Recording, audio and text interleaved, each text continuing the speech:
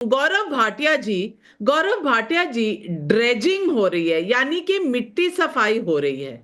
अब मिट्टी सफाई को अगर कोई कह दे कि ये नदी का, गंगा मैया का रुख ही बदलने की कोशिश हो रही है, तो इसे आप क्या कहेंगे?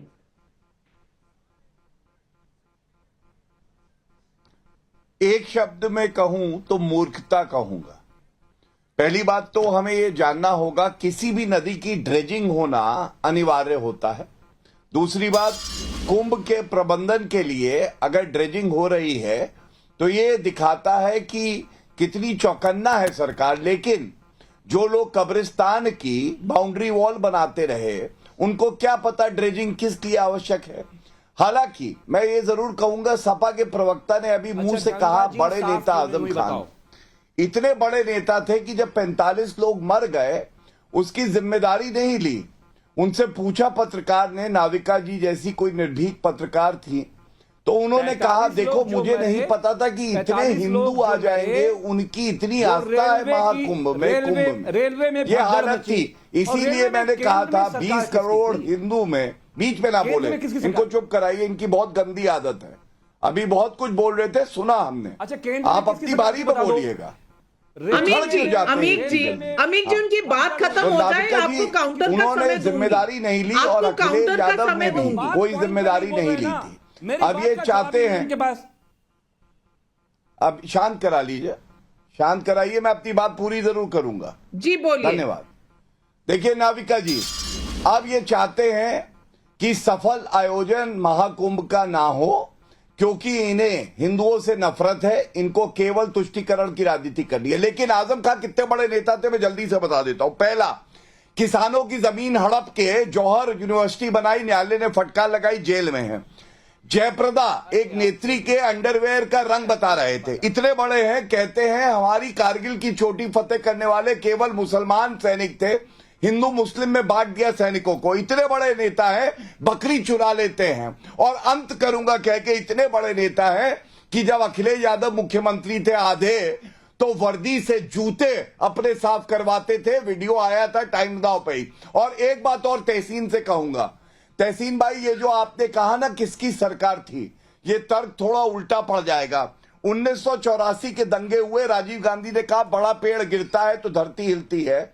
यूनियन टेरिटरी थी दिल्ली, किसकी सरकार थी तब? आपकी सरकार थी।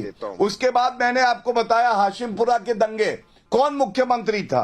वीर बहादुर सिंह। कांग्रेस सरकार थी और सेंटर में भी कांग्रेस सरकार थी। अरे हमको बोलने दंगों में आप आरोपी के साथ खड़े हो जाए, ओछी राजनीति करे। आज बड़ा सवाल क्या है? संभल के जो पीड़ित परिवार हैं, 46 साल तक उन्होंने इंतजार किया है, जख्म उनके हैं नाविका जी, जख्म इनके नहीं है जो कह रहे हैं हमारे जख्मों को कुरेद रहे हैं। जख्म उन परिवारों के हैं। वारिस भाई, ये आपके लिए था। हुआ जिस भाई के हाथ काट दिए गए उसके भाई के सामने, वो वारिस पठान। अच्छा नविका जी, अगर मेरे बात आपको सुनना है, आप चाहते हो कि मेरी बात दर्शकों तक जाए, तो जिस तरह गौरव भाटिया जब बोल रहे थे, आपने मुझे फ्रेम से हटाया, आप गौरव भाटिया को पहले फ्रेम से हटा दो, उनका आवाज बंद करो, फिर मैं बोलूंगा। नहीं तो क्या बात करके फायदा नहीं है, आपका भी टाइम वेस्ट, मेरा भी टाइम वेस्ट, दर्शक का भी टाइम वेस्ट। थोड़ा डिबेट में चेंज लाना पड़ेगा ना। अच्छा लगता है और तुम औरंगजेब वालों का हटाओ, इसको हटाओ, फ्रेम से हटाना पड़ेगा। फ्रेम से हटाओ, इनवाइट करती हूँ मैं आपको, गौरव भाटिया को फ्रेम से हटाओ, मैं बोलूंगा। नहीं ऐसा नहीं चलेगा। इंसाफ, आप कम से कम इक्वालिटी की बात होगा, बात इक्वालिटी की होगा। नहीं नाविका जी, आप नहीं धमका नहीं रहा, आपको समझा रहा हूं। बोलने का समय संविधान में इक्वालिटी लिखा है। आप संविधान को मानते हो नहीं मानते हो मेरे को नहीं मालूम है, मैं मानता हूं संविधान को। संविधान में इक्वालिटी है। जो चीज आपने गौरव भाटिया के टाइम पे किया, भाई साहब आप अपने वोट मैनेज करिए, आप अपने वोट मैनेज करिए। मेरा स्क्रीन मेरे प्रोड्यूसर, मेरे डायरेक्टर मैनेज करते हैं, मैं भी नहीं करती। आप बोलिए ना, आपको जवाब देने के लिए समय दे रही हूँ। सब बीजेपी वाले, हाँ जवाब देने के लिए समय तो जरा बराबर, लेकिन डरो मत बीजेपी से नाविका जी। संविधान को पकड़ के चलो, डरने की जरूरत नहीं है। अब बात गौरव भाटिया ने कहा कि हमने दिल्ली के दंगइयों को टिकट दे दिया। मुझे बताइए गौरव भाटिया साहब, a man is presume to be innocent unless and until proven guilty by the court of law है मैगजीन। जिसको हमने टिकट दिया मुस्तफाबाद से ताहिर हुसैन साहब को या यहां से शिफाउर रहमान को दिया ओखला से, दोनों भी आज की तारीख में अंडर ट्रायल प्रिजनर है, कब तक कन्विक्ट नहीं हुए। हाँ, आप यहाँ बैठ के उन पे इल्जाम लगा रहे हो, कन्विक्शन आप पास कर रहे हो, आप जज बन गए, जूरी बन गए, सब बन गए। आपने साध्वी प्रज्ञा सिंह ठाकुर को टिकट दिया था कि नहीं, जिसके ऊपर मालेगांव के ब्लास्ट का आरोप था, जिसकी मोटरसाइकिल यूज हुई थी, उससे लोगों की जान चले गई थी, उसको आपने लोकसभा का चुन के बनाया। आप 1984 की दंगाइयों को क्या टिकट नहीं दिया इन लोगों ने? हम करें तो सबके पेट में दर्द शुरू हो जाता है, ये करे तो कुछ नहीं। और क्यों नहीं दिया? केजरीवाल ने क्या किया इन लोगों के साथ, बताइए मुझे। मैं उत्तर देता हूं। जब ये अरेस्ट हुआ, केजरीवाल के पार्षद थे, ये अरेस्ट किया, केजरीवाल ने निकाल दिया, कभी उनके घर पे पूछने को नहीं गए केजरीवाल के कैसी हालत है, क्या है, और आज शीश महल बना के रह गए। मुझे तो ताज्जुब और अफसोस भी हो रहा है इस बात का कि एक आदमी जो 10 रुपए की रेनॉल्ट की पेन लगाता था, वैगन गाड़ी में घूम रहा था, आज शीश महल बना लिया। तो ये जो कल्लू से कालिया तक का सफर तय हुआ, ये कैसा हुआ? हम तो चाहेंगे शीश महल देखना। मैं तो नाविका जी आपके प्रोग्राम से लोगों को बोलना चाहूंगा, सरकार तक गुहार लगाऊंगा कि 100 रुपया टिकट रखो, हम लोग आएंगे, टूरिस्ट का उसको सेंटर बनाओ, हम आके देखेंगे, हम देखना चाहते हैं। केजरीवाल छोटा रिचार्ज आरएसएस का, गौरव भाटिया आप ही के कनेक्टेड है वो लोग, आप में और केजरीवाल में कोई अंतर नहीं है, कोई फर्क नहीं है, और हम जीतेंगे इस मर्तबा, उनको हराएंगे। और दूसरी तरफ ये तो जा रहे हैं वहां पे जिताने के लिए, लेकिन आपने कल्लू और कालिया किसको कहा, इसके लिए आप रिस्पॉन्सिबल है। चैनल इसकी रिस्पॉन्सिबिलिटी नहीं लेता।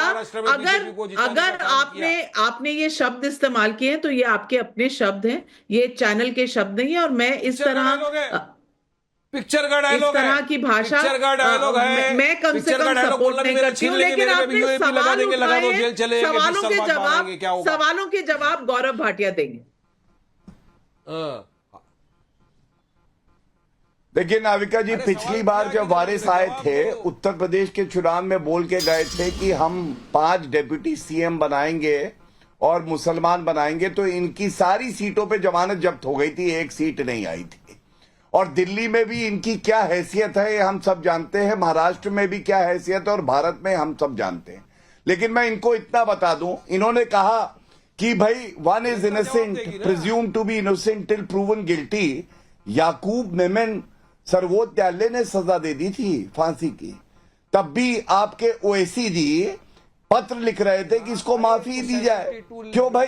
सर्वोच्च न्यायालय में तब आपकी आस्था नहीं थी। दूसरी बात आपको बताऊं, साध्वी प्रज्ञा को किस तरह फ्रेम किया गया, बेल ऑर्डर पढ़ लीजिएगा। कर्नल पुरोहित को किस तरह से फ्रेम किया गया, क्योंकि हिंदू आतंकवाद को हमें प्रामाणिकता देनी थी, और इसलिए हम लोग ने उनको टिकट दिया। ताहिर हुसैन की बेल 3 साल हो गए, अभी तक न्यायालय ने नहीं दी है। और मैं एक और बात कह दूं, ये इनका ही AIMIM यूनिट है, उसका पोस्टर है, बोलिए ना, गुस्ताखे रसूल की आपने साध्वी प्रज्ञा सिंह ठाकुर को टिकट दिया, वो सही किया था आपने। से जुदा।